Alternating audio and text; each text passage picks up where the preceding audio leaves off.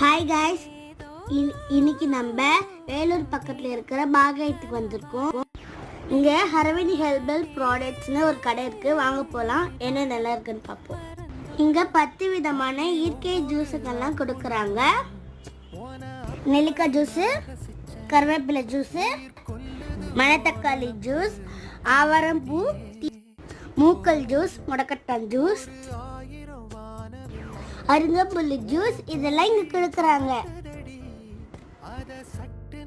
முளை கட்டிய தானியங்கள், சிமிலி, தூயமல்லி அரிசி சாம்பார் சாதம், நவதானிய சுண்டல், மணி சாம்பார், தேங்காய் பால் சாதம், வாழைத்தண்டு சூப்பு, கருப்பு கவுனி சாதம், பழைய சாரம், நீராகாதம்.